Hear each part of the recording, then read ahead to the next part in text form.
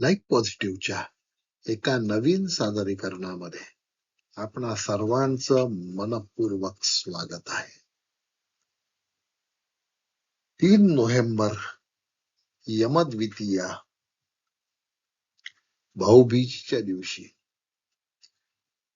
सद्गुरू दत्त महाराज, सद्गुरू श्री रामभाऊ कुलकर्णी यांचं देहावसान झालं आणि त्यानंतर आपण अकोल्यातील 2 मान्यवरांच्या प्रतिक्रियांचा एक श्रद्धांजलीपर, आदरांजलीपर व्हिडिओ आपल्या समोर सादर केला होता.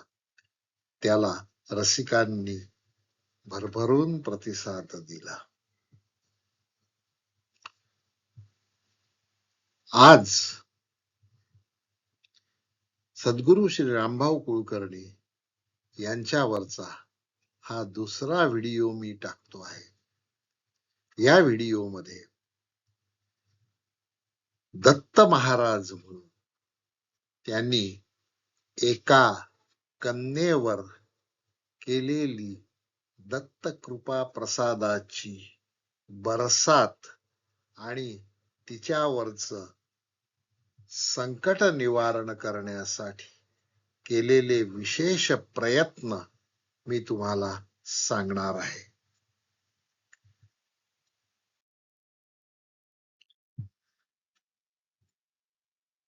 व्हिडिओला सुरुवात करण्याच्या आधी लाईफ पॉझिटिव्ह या चॅनलवर दत्त संप्रदायाविषयी जे अनेक व्हिडिओ टाकलेले आहेत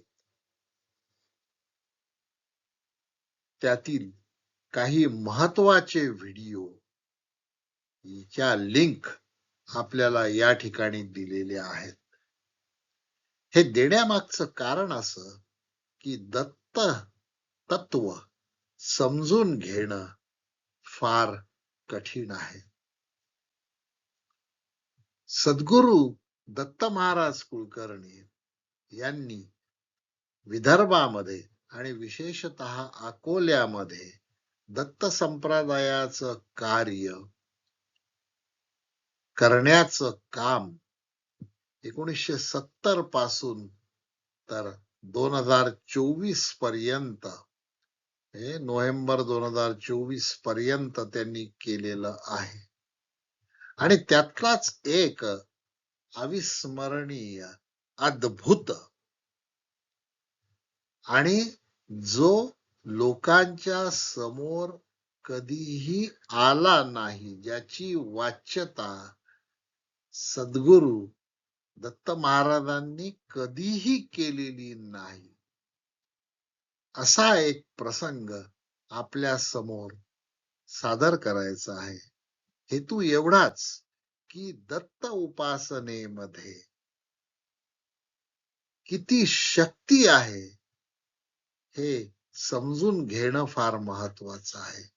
कलियुगामध्ये दत्त उपासना अत्यंत फलदायी आहे आणि सर्व दृष्टीने तारका आहे. हा एक महत्वाचा संदेश अधोरेखित करण्यासाठी हा व्हिडिओ मी आपल्या समोर सादर करीत आहे.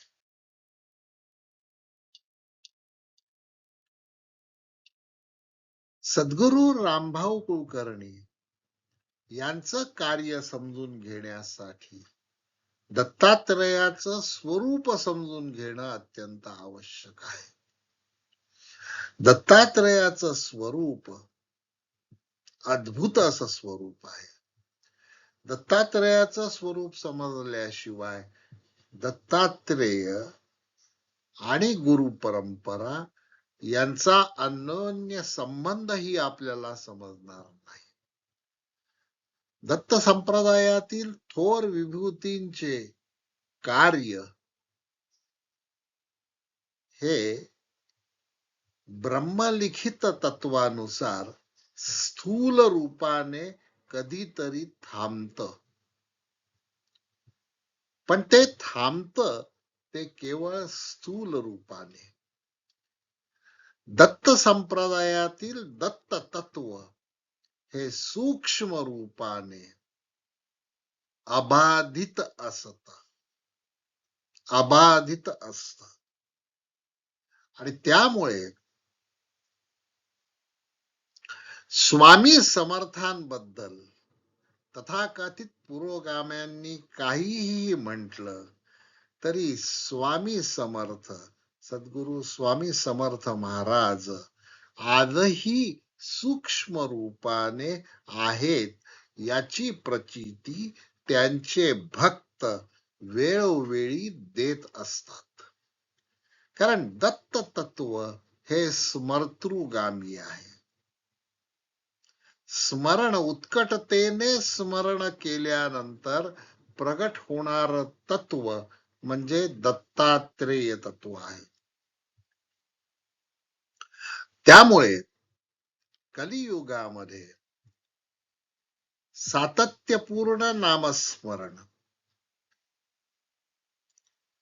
आणि निष्काम भक्ती करणाऱ्या भक्तांच्या हाकेला दत्त महाराज कुठल्या न कुठल्या रूपामध्ये धावून जातात.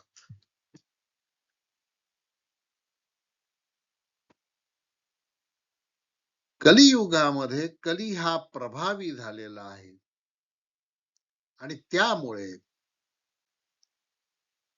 दुष्ट लोकांचा उदो उदो चाललेला आहे असं आपल्याला वर वर वाटतं. परंतु जे सातत्याने नामस्मरण करत असतात, जे सातत्याने निष्काम भक्ती करत असतात, त्यांना दत्त प्रचिती ही येतेच. ब्रह्मा आणि विष्णू तसेच महेश्वर या तीन देवतांचं एकत्रित शक्तीपीठ म्हणजे श्री दत्त.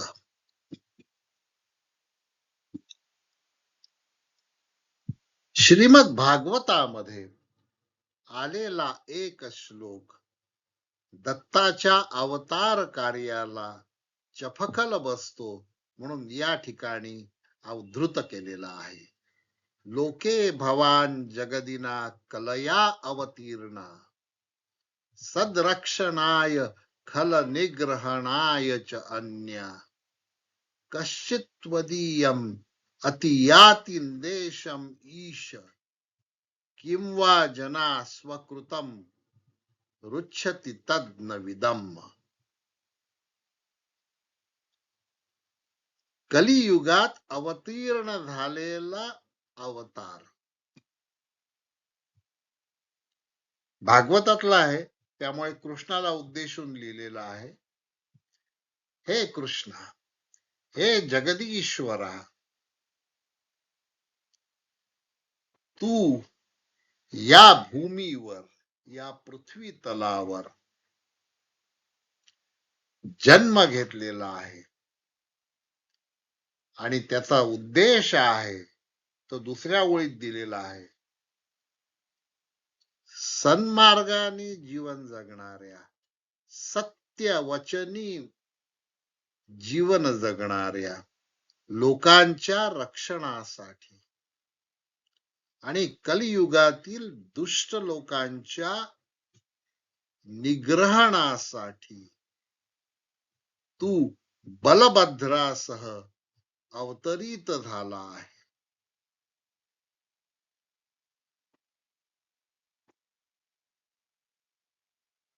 सदरक्षणाय खल निग्रहणाय हे महाराष्ट्राच्या पोलीस खात्याचं ध्येय वाक्य आहे, ब्रीद वाक्य आहे आणि ते श्रीमद भागवतातून घेतलेलं आहे. हे आपल्याला लक्षात ठेवायला हवं.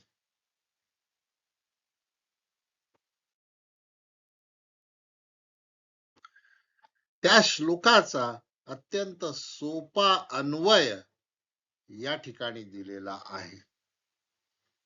हे कृष्ण, हे जगदीश्वर, आद्यो भवान लोके सतास रक्षणाय दुष्टानां निग्रहाय च स्वांशेन बलभद्रेण सह अवतीर्णो भवति. हे ईश, कश्चित जरासंधादी जनस्पदीयम निर्देशम अतिक्रमते किं वा जना स्वकृतम पापफलम प्राप्नोति तद्विदम. दत्त संप्रदायाला हे तत्व लागू पडत. दत्त अवतार म्हणजे 3 प्रकारच्या रूपांमध्ये दत्त अवतार दिसून येतो. बालोन्मत्त पिशाच्य वेशाय, बाल, उन्मत्त आणि पिशाच्य या तिन्ही वेश धारण करणारा एकमेव अवतार म्हणजे दत्त अवतार आहे.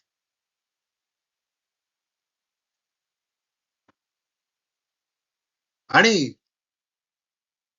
वासुदेवानंद सरस्वती महाराजांच्या सर्व रोग क्षमन स्तोत्रामध्ये ची सुरुवात जी आहे, भूत प्रेत पिशाच्याद्या, ही सुरुवात आहे. या सुरुवातीचे हे 3 शब्द आहेत, ते या ठिकाणी उद्धृत करतो आहे मुद्दामून, कारण जी गोष्ट तुम्हाला सांगायची आहे 1980 ची अकोल्यातील आणि सद्गुरु दत्त महाराजांनी याच्यावर कार्य केलं, ती गोष्ट तुम्हाला सांगण्यासाठी हे वासुदेवानंद सरस्वतीचे सर्व रोग शमनम स्तोत्रामधले पहिले 3 शब्द मी निवडलेले आहे. भूत प्रेत पिशाच. भूतांचा नायनाट करण्यासाठी, प्रेत शक्तीचा नायनाट करण्यासाठी, पिशाच्य योनीपासून भूत प्रेत बाधा, पिशाच्य बाधा या बाधेतून सदरक्षणाय दत्त संप्रदाय कार्य करत असतो. 1980 ची गोष्ट आहे. जर तुम्ही अकोल्याची तुम्हाला काही भौगोलिक माहिती असेल तर अकोल्यामध्ये स्टेशनच्या जवळ रामदास पेठ नावाची पेठ आहे आणि त्या रामदास पेठेमध्ये दत्त मंदिर आहे आणि त्या दत्त मंदिराच्या समोरच्या गल्लीमध्ये निखरा निवास आहे. समोर नवीन बांधलेली बिल्डिंग आहे आणि मागच्या बाजूला चाळी आहेत आणि त्या चाळीमधल्या शेवटच्या घरामध्ये एक बालिका आपल्या आई वडिलांसोबत राहत होती. 1980 ची गोष्ट आहे. या निखरा निवास मध्ये राहणारी जी मालकीण आहे, ती मालकीण आणि तिची सेवा करणारी एक बाई यांना काळ्या जादूची कला अवगत होती, ब्लॅक मॅजिक. आणि त्या घरमालकिणीने आपल्या सेवा करणाऱ्या बाई सोबत एका मुलीचे कपडे चोरून तिच्यावर काळ्या जादूचा प्रयोग केला आणि त्यानंतर सुरू झाला तो अनन्वित मानसिक शारीरिक छळाचा सिलसिला. जवळपास 6 महिने ती बालिका त्रस्त होती.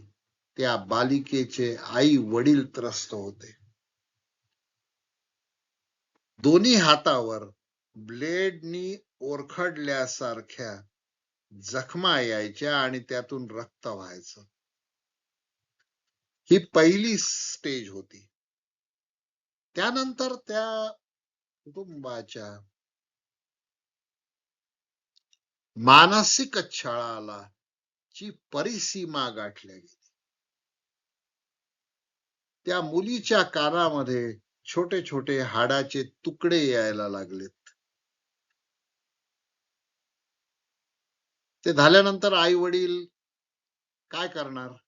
डॉक्टरांकडे घेऊन जायचे. डॉक्टर असे पद्धतीने बोलायला लागले की तुम्ही आई वडील आहात की कसाई आहात? तुमची मुलगी हाडाने आपलं कान साफ करते आहे आणि तुमचं लक्ष नाही. हे बरोबर नाही असं डॉक्टरांनी सांगितलं. आणि कुठलाही विज्ञाननिष्ठ माणूस अशा गोष्टींकडे अंधश्रद्धा म्हणून दुर्लक्ष करतो, त्याला अंधश्रद्धेचं लेबल लावतो. परंतु हे ब्लॅक मॅजिक करणारे लोक कलियुगामध्ये आहेत. ही पहिल्यांदी त्या कुटुंबाने अनुभवलेली गोष्ट 1980 मध्ये. आणि म्हणून दत्त संप्रदायामध्ये एका पुस्तकामध्ये असं लिहिलेलं आहे की दिवाळी साजरी का करायची? दिवाळीमध्ये दिवेच का लावायचे? याचं कारण असं, कोजागिरी पौर्णिमेपासून तर लक्ष्मी पूजनाच्या अमावस्येपर्यंतचा कालावधी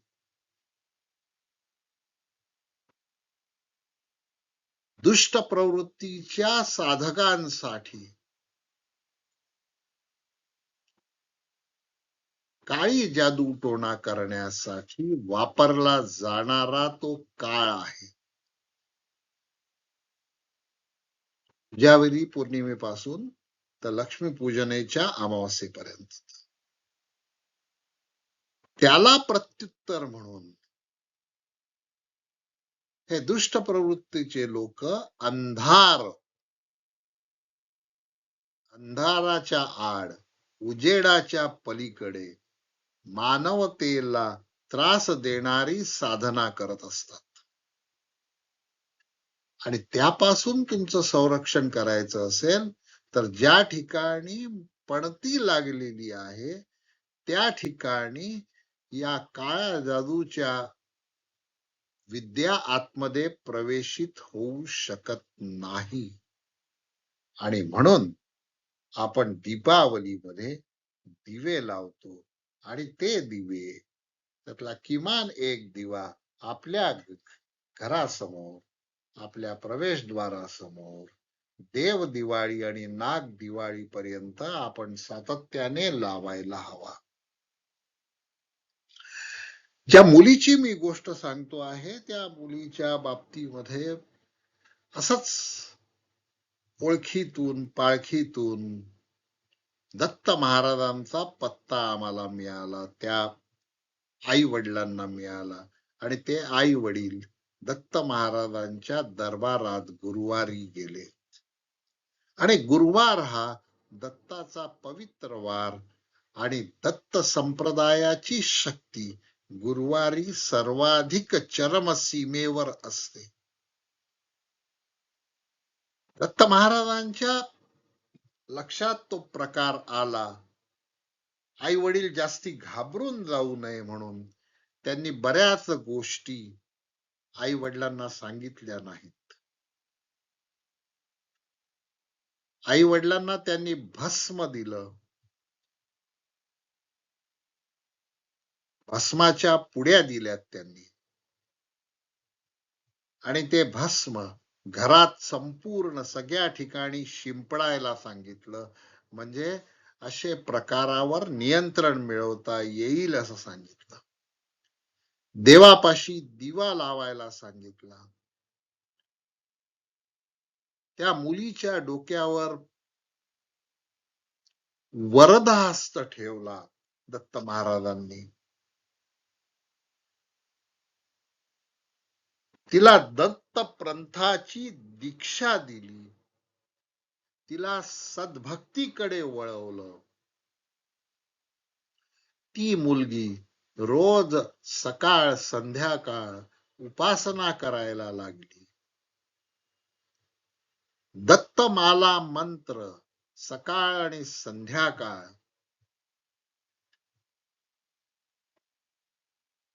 जपून, जसा वेळ मिळेल तसा जपून त्याचं पाणी प्यायला लागली.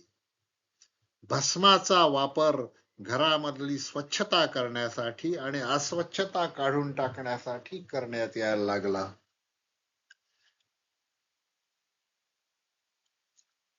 भस्माने समोरचा उंबरठा लिंपण्यात आला. गोमूत्र सगळ्या ठिकाणी शिंपडण्यात आलं आणि हा प्रयोग 3 महिने चालला होता. आणि हळूहळू त्या ब्लॅक मॅजिकचा असर कमी व्हायला लागला. दत्ताची कृपा त्या मुलीवर झाली. ती दत्तचरणी लीन झाली आणि त्या मुलीचं भविष्यामध्ये मंगल झालं. आज ती मुलगी नागपूरला आहे. आणि जेव्हा दत्त महाराज त्यांच्या नातेवाईकांकडे नागपूरला जायचे, त्या वेळेला त्या मुलीच्या घरी दत्त महाराज आवर्जून जायचे. त्या मुलीच्या घरी अजूनही आजही तिच्या सासरी सुद्धा दत्ताची निस्सीम भक्ती केल्या जाते. दत्त सप्ताहामध्ये गुरुचरित्राचं पारायण केलं जातं आणि दत्त सप्ताहाच्या शेवटी भक्तांना भंडाराच्या रूपाने प्रसाद वितरित केला जातो. दत्त संप्रदायाची शक्ती काय आहे आणि एवढ्या कठीण शारीरिक मानसिक परिस्थितीमधून दत्त महाराजांनी त्या मुलीच्या आई वडिलांना कसं वाचवलं आणि ती ब्लॅक मॅजिक कुठलेही यज्ञ, कुठलेही मांत्रिक तोडगे न करता केवळ दत्त भक्ती त्या मुलीमध्ये संक्रमित करून तिला दत्तपंथाच्या मार्गावर लावून तिला उपासनेला देऊन आणि त्यांनी स्वतः निर्माण केलेल्या विभूती आणि साधनेचा वापर करून त्या मुलीच्या जीवनातील अमंगल दूर करून मंगल आणलं आणि तिचं जीवन दत्तमय बनून गेलं. असे गुरु प्रत्येकाला मिळायला हवेत. रामभाऊ कुलकर्णी हे दत्त संप्रदायातील सर्वश्रेष्ठ अशा प्रकारचे गुरु होते. ते गुरुचरणी लीन झालेत आणि ते सूक्ष्म रूपाने आजही आहेत. उद्या त्यांचा 10वा दिवस आहे. आपण त्यांना पूर्ण विनम्रतेने आदरांजली अर्पण करूया आणि दत्त भक्ती समजून घेऊया, दत्त तत्व समजून घेऊया आणि दत्ताची उपासना कलियुगामध्ये करण्यासाठी अधिकाधिक शास्त्र शुद्ध पद्धतीने करण्याचा प्रयत्न करूया. हा परमपूज्य दत्त महाराजांवरील दुसरा व्हिडिओ आपल्याला कसा वाटला ते कॉमेंट मध्ये नक्की कळवा. जर आपल्याला विषय आवडले असतील तर चॅनलला सबस्क्राईब करा आणि आपलं जीवन सुकर करण्याचा प्रयत्नामध्ये आम्हाला सहकार्य करा. धन्यवाद.